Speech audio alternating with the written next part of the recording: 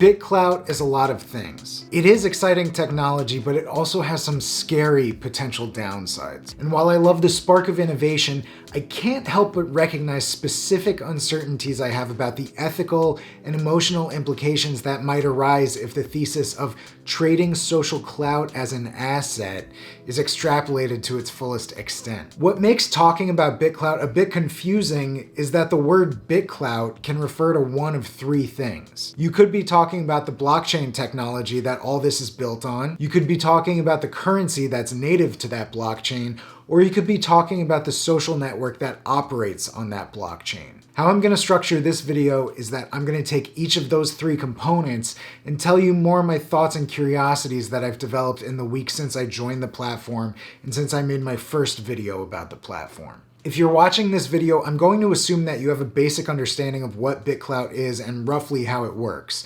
If not, you can watch the first few minutes of my previous video about BitClout here, and I'll link it in the description down below as well. First, we're going to start with the BitClout blockchain. For me, the BitClout blockchain is the most straightforward and maybe the most promising component of BitClout as a whole. The blockchain is interesting technology because it is a new blockchain with the ability to contain the text information of social media posts. That's it. It's really simple. I'm sure there are blockchain experts who could distinguish the details between BitClout and others, but for our purposes as laymen, that's the long and short of it. It's a blockchain that can verify the content contained in a social media post. What this technology gives us is a decentralized social network. It could be the BitClout Twitter clone that is the proof of concept for this blockchain, or it could be a different kind of social network based on it. I could make Facebook 2.0 and base it on the BitClout blockchain. This is the promise of that blockchain because if you post something to BitClout, anybody can see it. The decentralization of social media with the BitClout blockchain is the big promise here. You can post something to BitClout social media and it's publicly verifiable on the blockchain as something you posted at that date and time. This means a few things. This means that whatever is posted on BitClout is permanent and public. You can't delete posts, you can only hide them if the platform allows. Theoretically, this means no censorship. This also means no moderation of content. This is a level playing field compared to the social media with rails that we've become accustomed to. This obviously has its own pros and cons. In the last year or so, the moderation and censorship of content and opinions on social media has been a hot button topic to say the least. What a decentralized social network allows us is a truly level playing field. Something that reminds me of like the Wild West days of the early internet when everything was new and still being figured out. Now, I would never be one to argue in favor of censorship, but obviously the lack of content moderation means that anybody could post like anything on the platform, such as really horrible pictures or I'm not going to get into it, but I think there might have to be some sort of community moderation procedure. Obviously, the whole content creator coin thing could be devalued if you're putting up gross content, but we're just talking about the tech and the blockchain right now. So overall, I think the BitClout blockchain is the most straightforward and most promising and least shady part of this whole BitClout thing that's going on right now. And honestly, that's about it for my optimism on this topic. Everything that follows is some form of murky, shady, or scammy. This takes us to the second component, the BitClout Currency. On its own, the BitClout Currency is just like any other crypto coin based on another blockchain. I'm on record as saying that it's not actually a currency because it's not exchangeable anywhere yet, and this is where the pedants start saying that you can cash out on OTC on Discord for a 20% fee, but that's way too insecure and nowhere near legit. That doesn't make it a currency. That's somewhere between money laundering and NFTs. And money laundering is something that the BitClout ICO is accomplishing. Right now, there are more than $200 million worth of Bitcoin that people have converted into BitClout. And there is no real official statement as to what will happen with that Bitcoin. Currently, it's the only thing giving value to the existing BitClout currency, and Diamond Hands could just run away with that wallet in the middle of the night. So who the heck knows what's going on with that? So we have this new currency that isn't transactional in any sense and isn't good for anything right now besides buying an even faker currency called creator coins. If you watched my last video, you know that these creator coins are priced on a fixed curve so that when you buy or sell them, you're not actually exchanging BitClout for creator coins. You're just trading in your BitClout to the creator coin genie or something, and you get a creator coin in return. Who does that BitClout currency go to when you get a creator coin? I guess BitClout.com, the social platform, but there's no public messaging about that. So even if the BitClout currency gains widespread acceptance, there's another hole in the bucket. Like, where does that BitClout go? I guess it's just the decentralization of social right now. The fixed curve that prices creator coins means they can be easily manipulated, which incentivizes pump and dumps and other stupid stuff like that. So you should never really care about the value of any particular person's creator coin. We're being told that we're trading on the reputations of the people whose coins we're selling, and in actuality, we're more like speculating on their baseball card. Like, maybe it goes up in value based on the things they do, but I also have a 1994 Chipper Jones card that's worthless. I don't know, maybe it's priced fairly. I think that rather than trading on the reputations of the creators, I think Creator Coin at most is trading on the relevance of the creator. As specific creators gain their 15 minutes of fame, they'll have a spike in their coin price.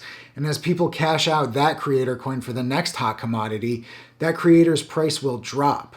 Not because of anything they did, but because of the wandering attention of the market. This raises a big question I had regarding creator coins. Do we actually need the ability to trade social clout as an asset? I mean, really, should anyone be able to trade the social clout of another human? If we're applying the concept of social clout to cryptocurrency, it's really more like an NFT than anything. It's assigned to that one human and it is indivisible. Yes, I can see the logic that the perceived value of someone's social clout goes up and down over time, but it's unassignable to anyone else. It's already possible to gain from someone else's social clout without a blockchain. Rather than buy and hold Elon Musk's creator coin, you could read his writing, watch his interviews, apply to Tesla or SpaceX, or move to Starbase, Texas. Positioning yourself in their sphere is the way to gain from someone else's social standing. That's a true vote of confidence in someone's clout. So the BitClout currency is just a useless coin that lets you buy and sell creator coins, which we're told is a measure of social clout, and it's not. It's a measure of social relevance. And I don't think we need the whole abstraction anyway. Compare it to stocks. When you own a share of stock, you have a paper asset as ownership of that company. Yeah, I mean, maybe I'm 1/1,000,000th owner of Apple, but that's the inherent value in owning the Apple shares I have. Owning someone else's social clout coin doesn't give you any of the actual practicable value that their social clout allows them because you can't ever be them. This is like hotornot.com meets paper trading. So that takes us to the third component of this, the BitClout social platform. It's innocent enough that it's a Twitter clone, like it looks and works fine, even if it's a bit clunky and slow to load. I kind of blended in some of the thoughts about the platform already with the criticism of the creator coins. But what bothers me the more I think about it is how unfairly the user face is denominated in USD. Seriously, I think this is unfair.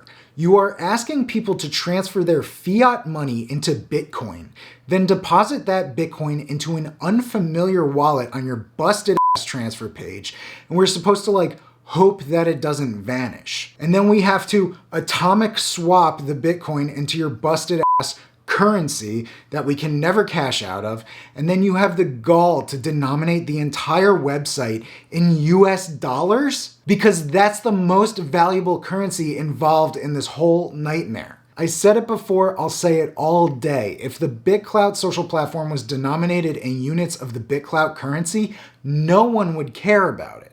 People only care about it because it lets them flex their stupid creator coin value in units that the creator coin is twice removed from. When we're looking at the social platform as its own component of this whole shady thing, I can't help but wonder the same thoughts from before. Do humans really need to be able to trade social clout as an asset? What does that afford us? It doesn't gain us any positives. It just introduces a new vehicle to speculate on. But if I was sitting on top of a wallet of $200 million worth of Bitcoin, maybe it would sound like a good idea to me too. If you enjoyed this video, please click the like button and subscribe. If you really enjoyed it, please share it with a friend. Frankly, I think I'm kind of BitClouted out right now. My time on the platform is fine, and I like the businessy and techie people there, but that's about it. I feel like I've kind of researched all the stuff that's available right now about this shady crap, and I feel like I can only tell people so many different ways not to participate before we both get sick of it. So unless something really earth-shattering happens with BitClout, I'm going to be going back to my regular programming for the foreseeable future. That said, I've posted more elaborate thoughts on my Twitter feed, kind of going through various points I thought of regarding this, and if you want to read more about BitClout, you can check it out there. Be sure to follow me on Twitter and Instagram at Ross_Campoli and on BitClout at RossCampoli. And definitely do subscribe to me here so that you can see all my future videos about business, money, and influence. As always, thank you so much for watching, and I will see you in the next one.